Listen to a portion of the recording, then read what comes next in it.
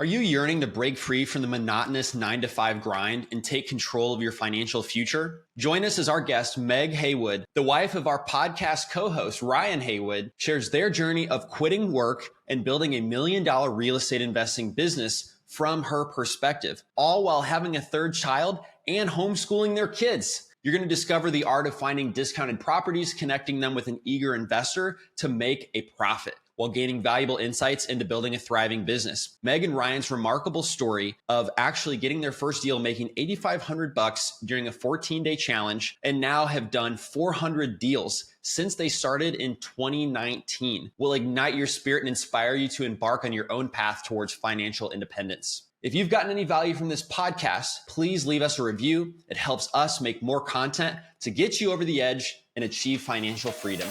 The DealMachine REI Podcast. Everything you need to know to get started in real estate investing.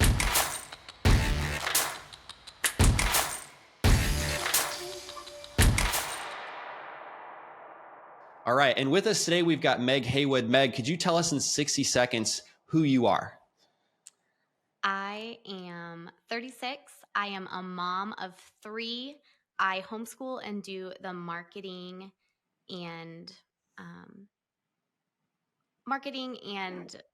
money finding, I think, for our company. Okay, money. like raising money if you need money for a deal. Yes. Amazing. And you've been married to our podcast co-host, Ryan, right? And together you've done 400 deals now. Did you guys just crest that number? Somewhere in there. I don't know if we're keeping like really good track, but I'm pretty sure we've crossed 400. Yeah, you've crossed 400 deals. How does that feel? Surprising. Yeah. I remember when we were starting out and we were like, if we could do 2 deals a month, that would be awesome. That'd be all we need. How did you come up with 2 deals per month? Like, I guess what was going on in your life back then, and like, how has it changed now? It has changed in every facet. When we started, Ryan was in a corporate job, a sales job, and it had been good for a long time, but it was becoming clear that it wasn't going to be the long-term solution for work or finances for us. And we had kind of been brainstorming about what else could we do? I'd stayed home. Our oldest is 10, and I was a graphic designer in my previous life. And once our son was born, I stayed home with him and just did like design on the side, did photography on the side, did whatever it took to make a couple extra bucks. And then we learned about wholesale, and I was like, well, okay, we had said Ryan had sold shoes and credit cards and fiber optics. And so we were like, well, what else could you sell? You could sell houses. It was houses or cars. It was cars or houses. Yeah. I thought about used cars, which I still think I would crush it in the used car world too, but I'll just keep cars as a hobby. We already had a couple rentals. So real estate was like definitely some facet of that. But at that point we didn't know about wholesale. And so it was like, well, should you get your real estate license? We knew that I was going to still be staying home for the most part. So it was definitely on him to kind of figure out the financial side of it. But Gotcha. really, to talk about like 2019 was a really crazy year for everyone across the country because you have the COVID pandemic that just happened. COVID-19 was the same time. But for us personally, it was the COVID. We had just started our oldest in kindergarten.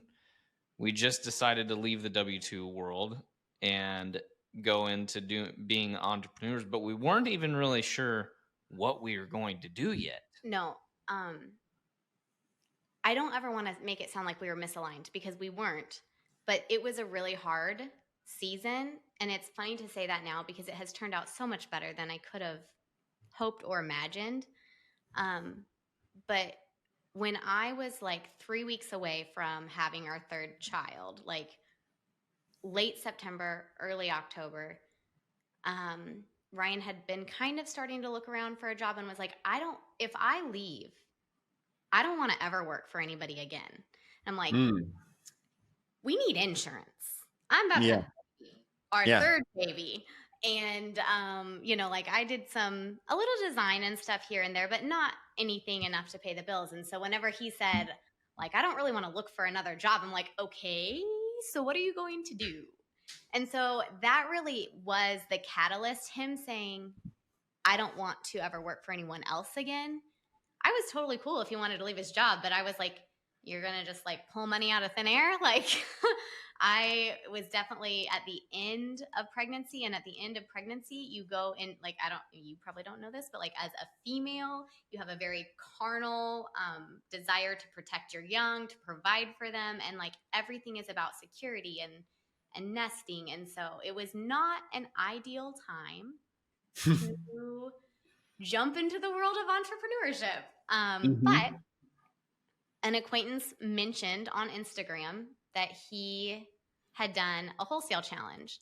And we didn't know this guy super well, but I knew him well enough to know that he had left a career at one of the bigger companies in our town.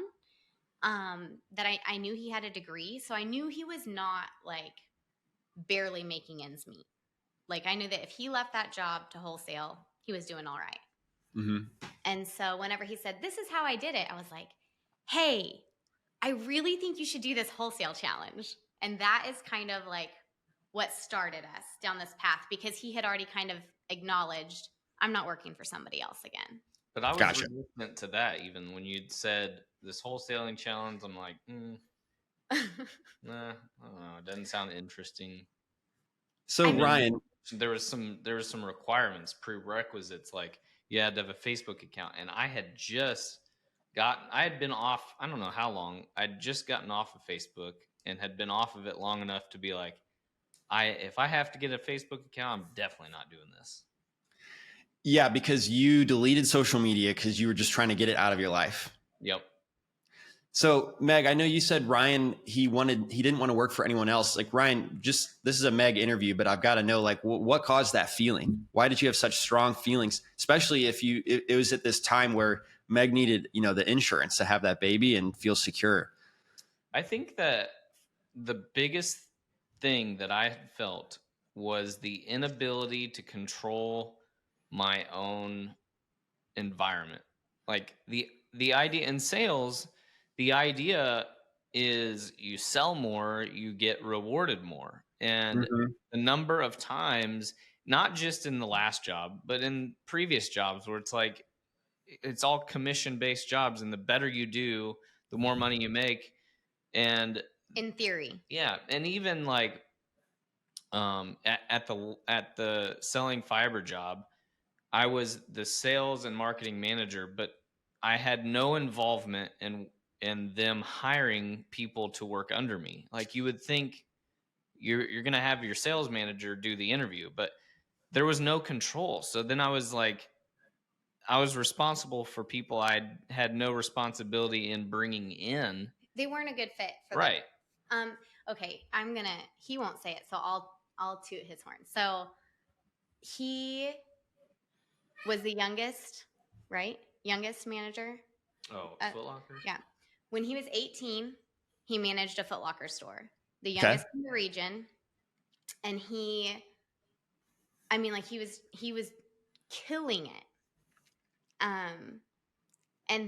But because he was doing so good, like and he was young, they really abused that, And then in sales, you get haircuts. When you start making too much, when your paycheck's going to be more than the CEO, you don't get that, even if you earned it. And that leaves a little bit of a bitter taste. He built his last position. He built the sales force essentially from the ground up. There wasn't one before him, and brought in millions of dollars to the company and was there for the company, like not at all a selfish individual. But you get a haircut, you know what you're going to make because you know what the commission structure is, and you get a haircut enough times, or they change the structure enough times, and you're like, kind of feel like this is rigged. Yeah. Right. I got so that's why feeling like I couldn't, like I knew what I was supposed to get paid. So then I would go out And I was like dead set on A number. yeah, I mean, Yeah, every it's a game. sale, I had a spreadsheet. Every sale I would get, I'd put on this spreadsheet.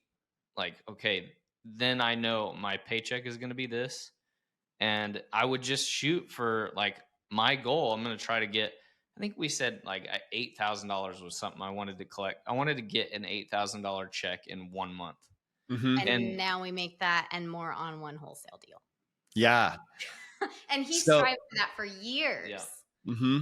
But the ability to control, or the inability to control my own environment, was the thing that's like, why am I letting others dictate this for me when I want to find an environment that I can play the game my way. 100%. So, okay, Meg, you said that you guys were thinking about like selling cars or selling homes, but you ended up on wholesale. Was it just because you got recommended by somebody on social media? I mean, I had been following this guy on Instagram, and so I'd seen a couple things that he had done, and I knew his background, and largely it was, I'm going to back up a little bit further. So one pivotal moment was in the fiber position, a year to a year and a half prior. We found out that he had a small base salary. It was going to be cut significantly. So it's going to be even smaller, and his commission structure was going to change. And it all was changing. I don't even think this is legal. It was all changing within like the next pay period. So within 2 weeks, our whole budget changed, and it changed. Gotcha. Like, so that was your budget at home.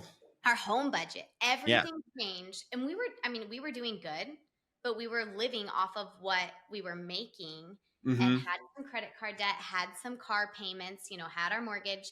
And that was a big wake-up call, because we were doing fine, but whenever the rules to the game changed, it was no longer fine, and it felt very stressful. And so we buckled down, and like we've been together 18 years. We've been married 15 years.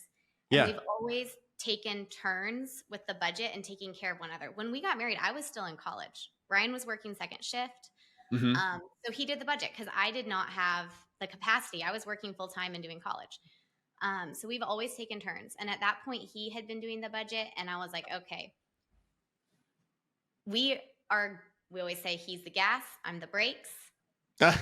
He's the moneymaker, I'm the saver. Like that, we balance each other out well. That can create friction as well, but we balance each other really well. And so at that point, I was like, all right, I'm doing the budget. We're cracking down. And like, we basically did Dave Ramsey and paid off everything except our mortgage. We had $65,000 worth of debt, and we paid it off. Oh, wow. Yeah, we paid it off over, like, I mean, it was 2 really nice cars. Like, it was a couple different things.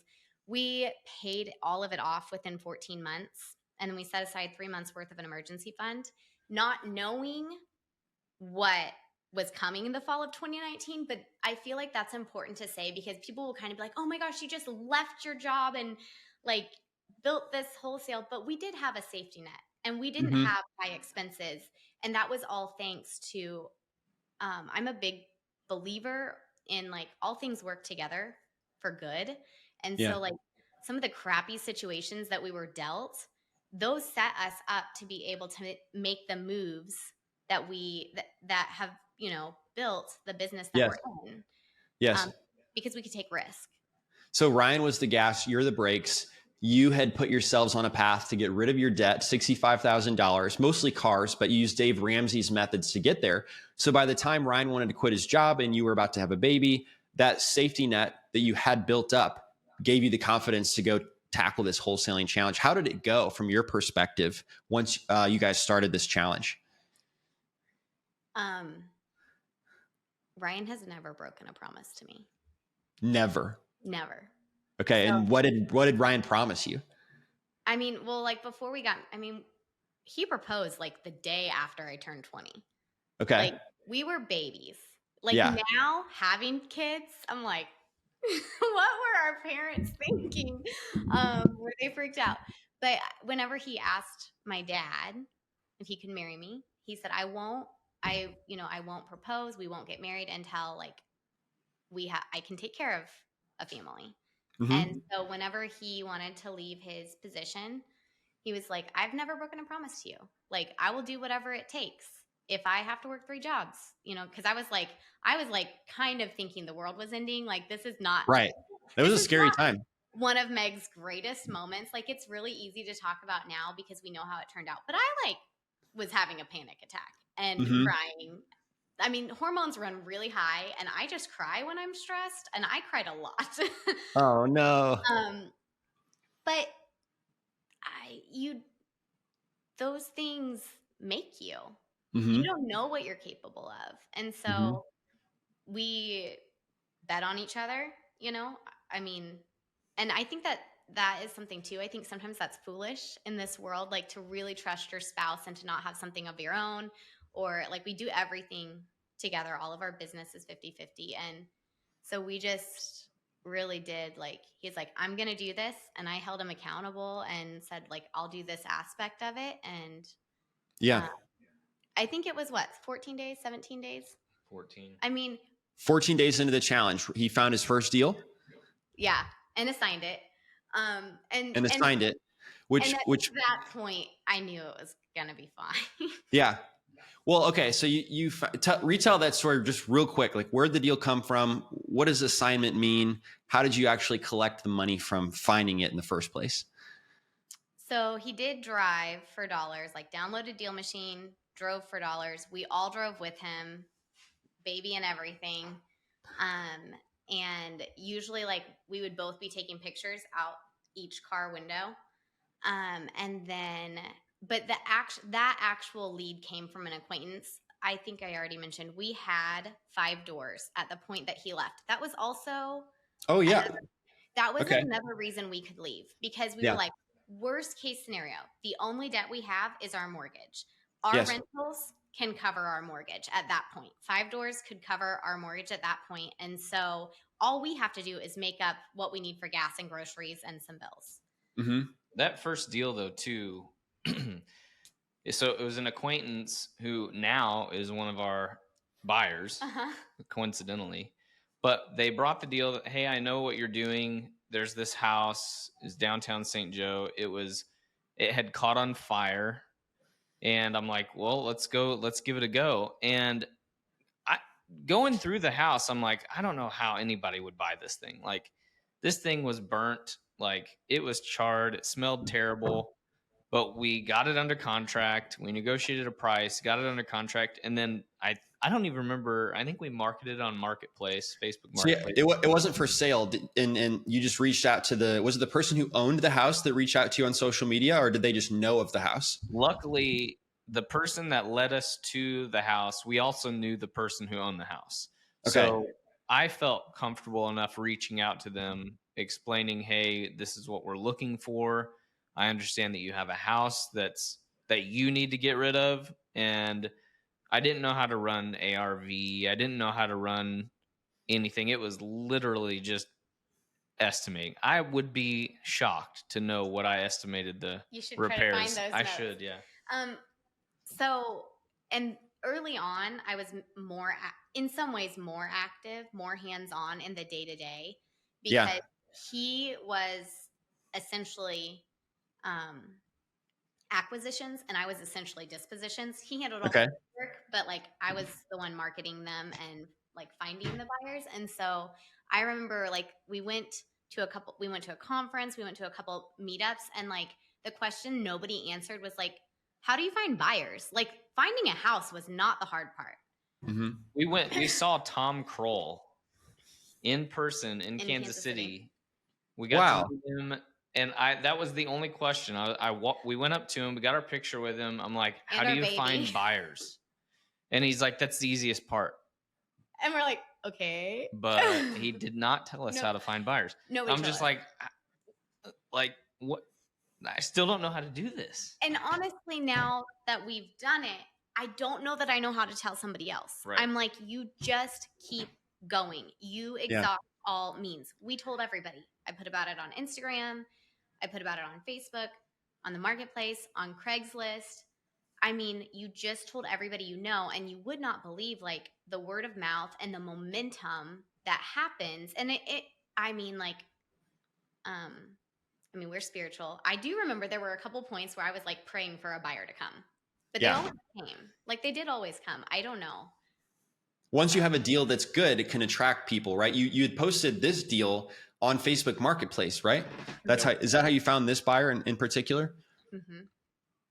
Yeah, and they had a realtor. So the realtor, I think, is the one that saw it on Facebook and then mentioned it to the buyer, and then we went and walked through the property with the buyer.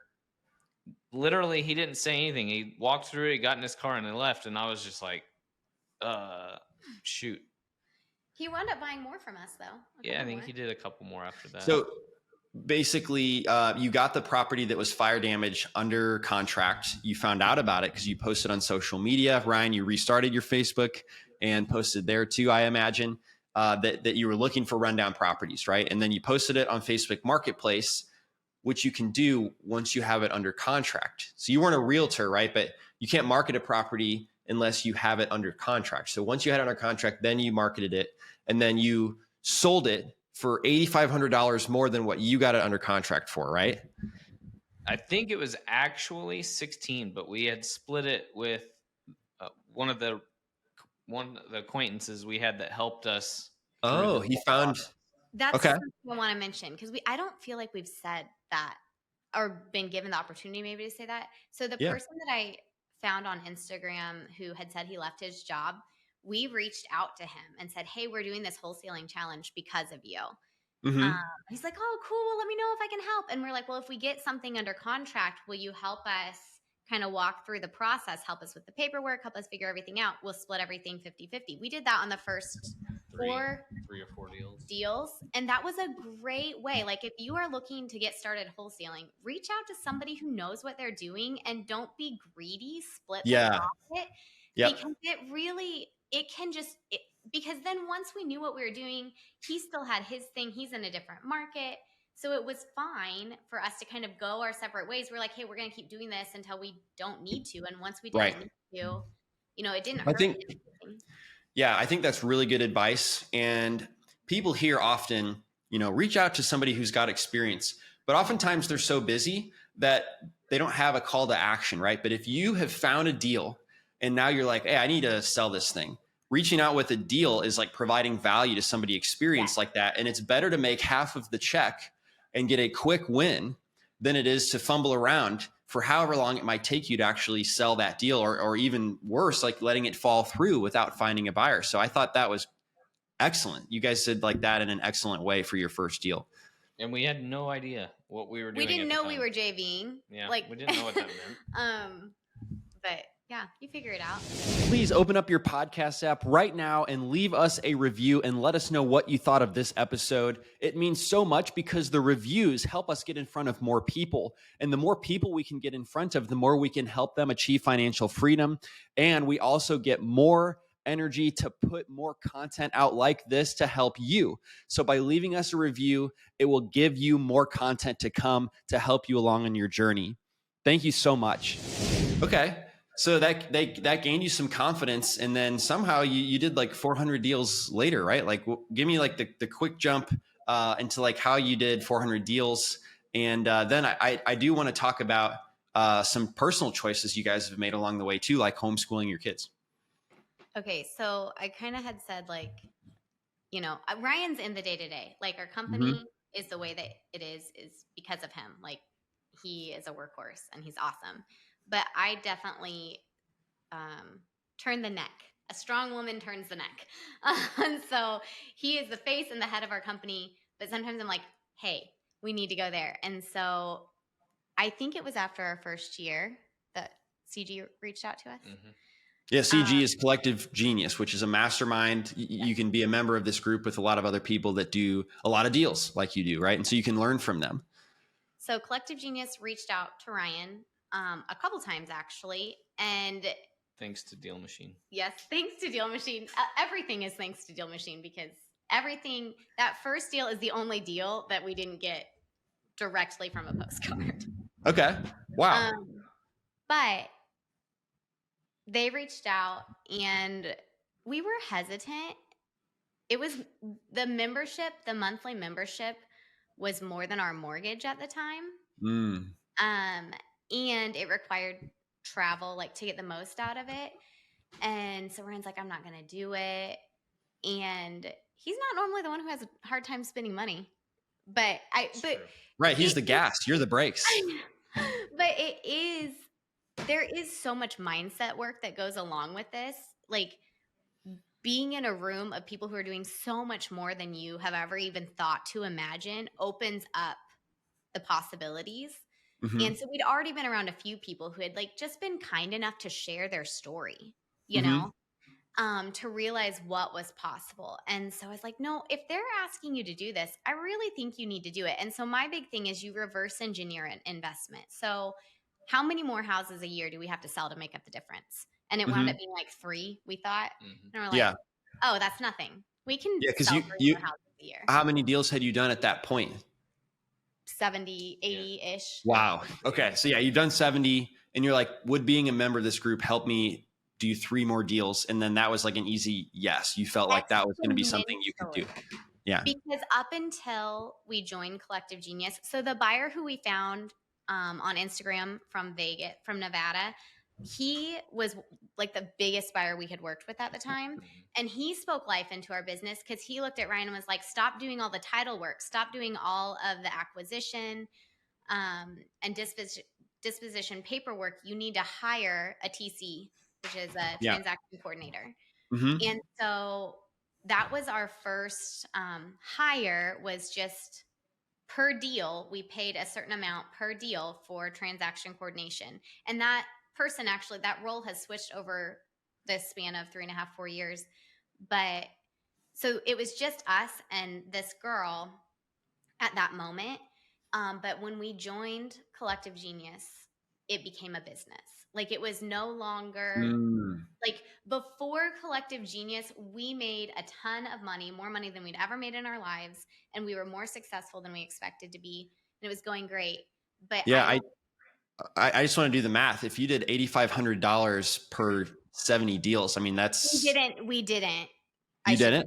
We did not do that every time. That was okay. The first couple times. And then I think we had scarcity mindset and we were like 3 to 5 a deal. Yeah. 3 to 5,000. Okay. Yeah. About average of 3 to 5,000 a deal. Because we were scared. Still way more. What were you scared of? What were you scared of?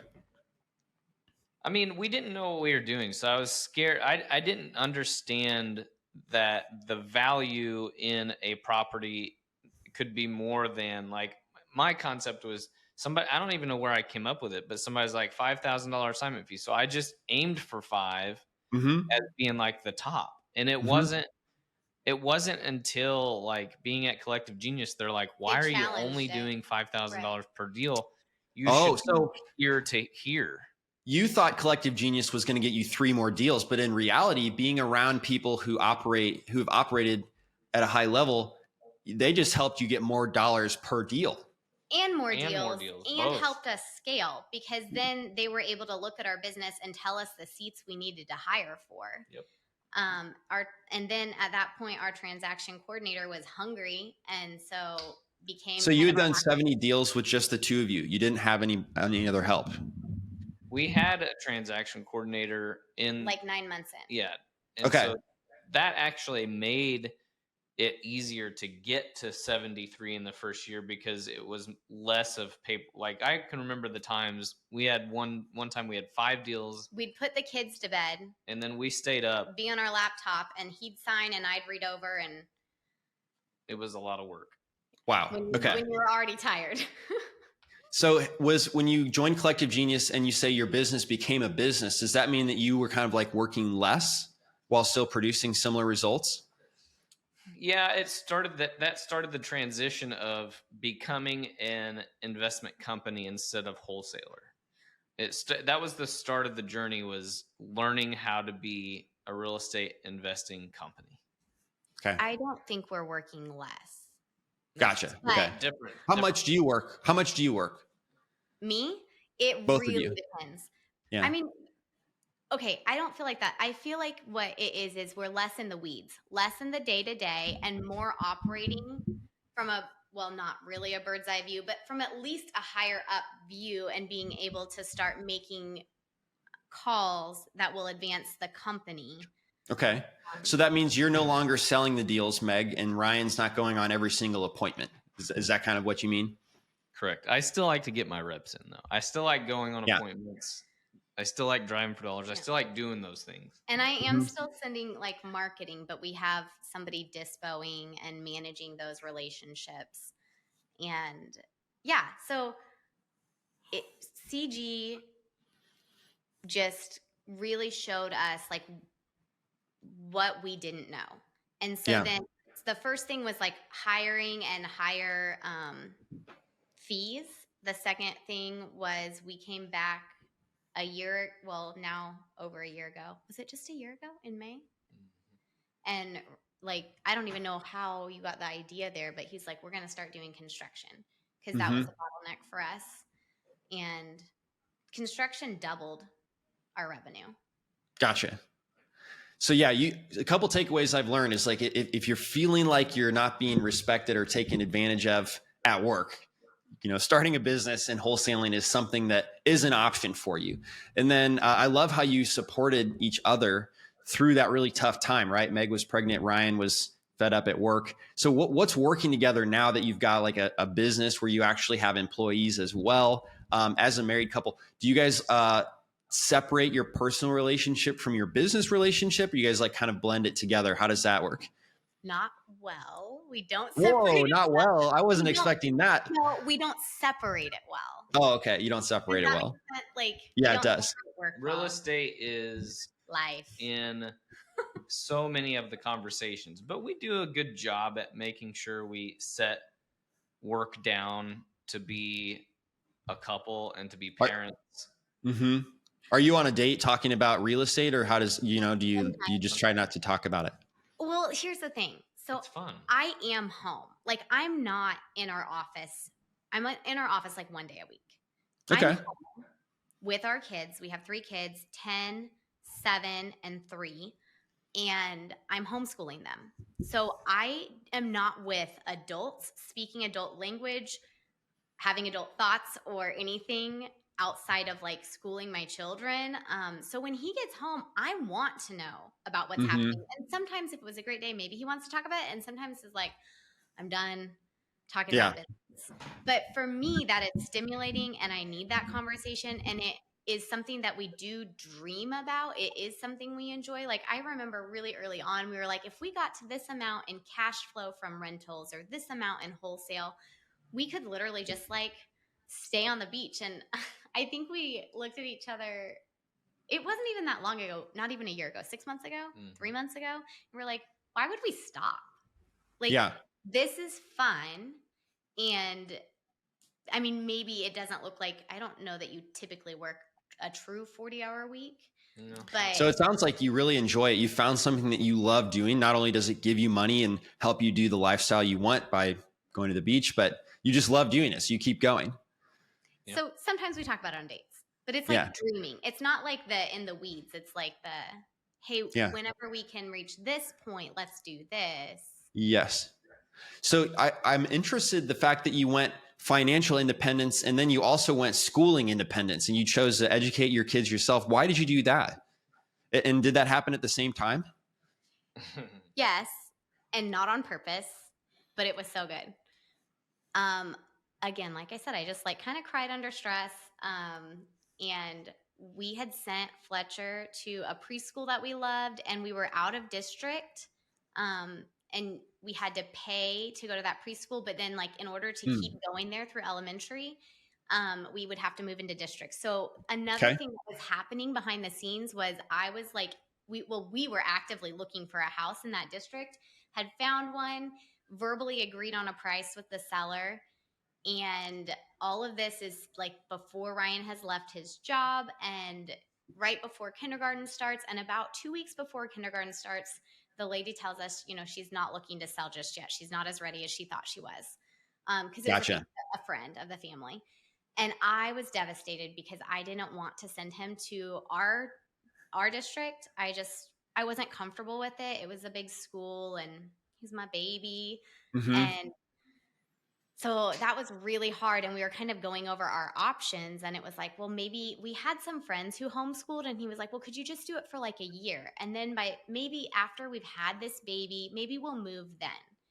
Because at that point, we knew he didn't really love his job and didn't want to be there. But like this was like late August, early September. We knew he wasn't going to be there forever. But like in my mind, we still had another 3 to 6 months there. Lo and Gotcha. behold, like a month later, that Yeah. was not the case. So I do, again, all things kind of work together because I really wanted to get into that school district. But had we gotten into that school district, we would have had a higher mortgage. It would have been harder to step away from his job. And Gotcha. then coming down the pipe in February, we would have wound up homeschooling anyway. And so it is just funny how it works out. So we wound up homeschooling my firstborn, and I think most firstborns tend to just like rise to the bar that you set. So he took it easy on me, and made me think it was easier than it was.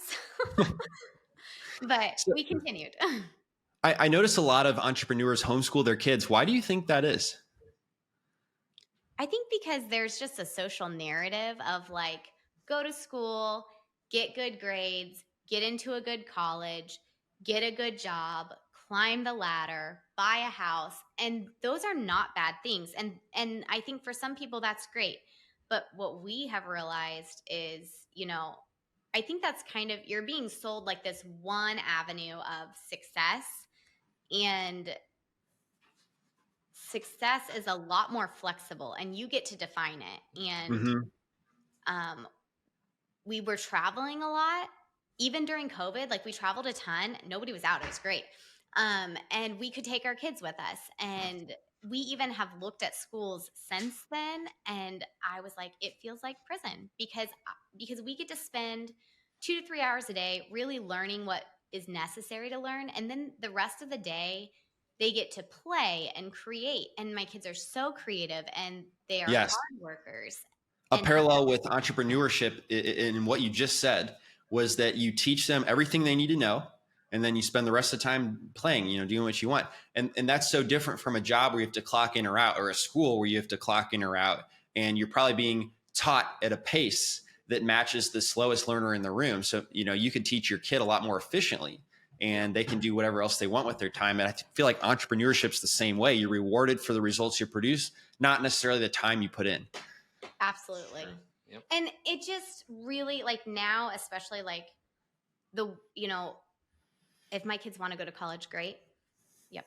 If my kids want to go to college, great. That will be an option. But like, I want to provide an alternative strategy for them. And I want them to do what they want to do, and not, for me, when Ryan said that he had the dream of like, hey, I want to work for myself, not somebody else. And that blew my mind because I was like, well, where would your money come from? And so I don't want, and that was because of how I was raised. So I don't want my kids to ever be dependent upon somebody else unless they want to be. I want them to just know that they have what it takes. I think that's the big thing. Like Ryan knew he had what it took. 100%. I want them to know they have what it takes. And I feel like sometimes school schools that out of you because you have to have a certain answer. And you're not allowed to collaborate. That was the other thing. Like, so much is collaboration in wholesale and in real estate and in entrepreneurship. And in school, if you ask somebody else how they got to that answer, that's considered cheating. Well, that's not how real life works. Right. Yeah. No, that's a really good parallel for sure. Well, it's definitely been inspiring that you've had all these positive changes in your life since just 2019, right?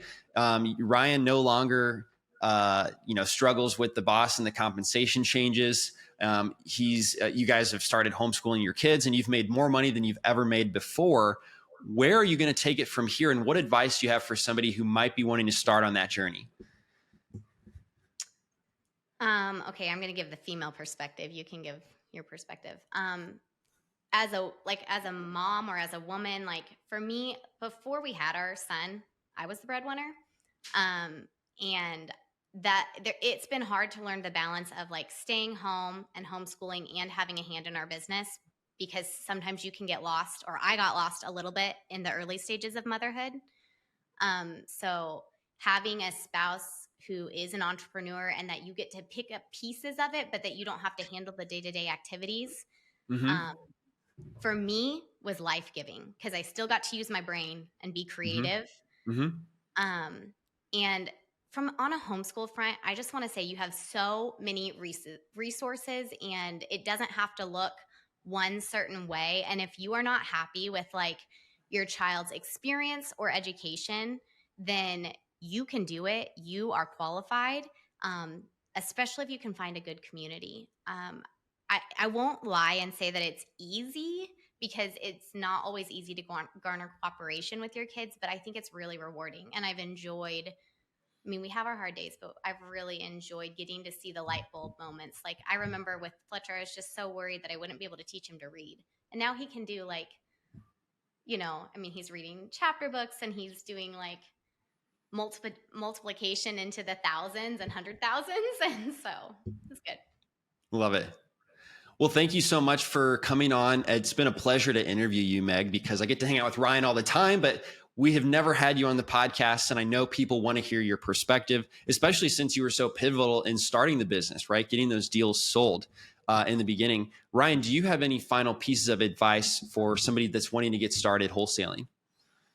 I repeat what I always say, and that's it just takes one step. Just get outside of the comfort zone, because that's what it was for me. I didn't know what wholesaling was. I didn't know any of these things, but be uncomfortable for a little bit because it can lead to something really good. So go for that first deal, get it under contract, reach out to people. Just the information, the ability is all out there. You just have to get it done. You just have to do it. I want to kind of add to that. We acknowledged that whenever you were doing that driving for dollars, that would have been hard to do after work in the Midwest because it was dark out. Dark, yeah. So to know that you're going to have to front load the work, you are going to have to put in the work and put in some time. And I think that's why we had success, because he was like, when we started, he was driving not 40 hours a week, but he was working full time to get those deals. So it would be extremely hard to have that kind of deal flow working full time for another position. Yeah. So a couple things. You could virtually drive for dollars if it's dark out, or if you could carve out time on the weekends, right? That could be another option if you're working full time. Yes. And so you're saying Ryan quit and he spent 14 full days, right? You're saying he spent like 8 hours a day for 14 days during that challenge. Doing some form of wholesale, whether it was driving for dollars or reading about wholesale or Yes. So in order to avoid burning out or quitting too soon, if you have a full-time job, realize that if 14 days pass, you haven't done a deal, like don't give up. Actually, understand how many hours of driving and reaching out it actually took in order to get those deals. So if you weren't working full time, that might be like 3 months of time that Ryan compressed into 2 weeks. Yeah. That's actually what we tell our acquisition people now, is like to give a good 2 to 3 months to really get the deals flowing. Amazing. I think that's a great piece of advice to end on too, because in my position, a lot of people use DealMachine, but they end up giving up without having put in what I would say is like enough work. And I think that's just so sad because they've already put in that time. I want them to get a reward from it. And so if you're listening out there, just know it takes some time to get those deals. That's right. Great. Well, Meg, thank you so much. I really appreciate your time. It was a pleasure interviewing you. And I know everybody can follow you at Heritage Home Investments on Instagram. Meg posts content of their actual deals. I see Ryan out there painting as well as going on some appointments. And of course, if you want to buy, they also can help you out by sending some great deals in St. Joe, Missouri, which is a great cash flow market. And with that, I wish you guys the best of luck on your ongoing journeys. And I really appreciate you coming on, Meg. Thank you. Thank you, David. It was great. Thanks. Bye. Thanks for listening to the DealMachine Real Estate Investing Podcast. Please leave us a review and follow along wherever you're listening to your podcast.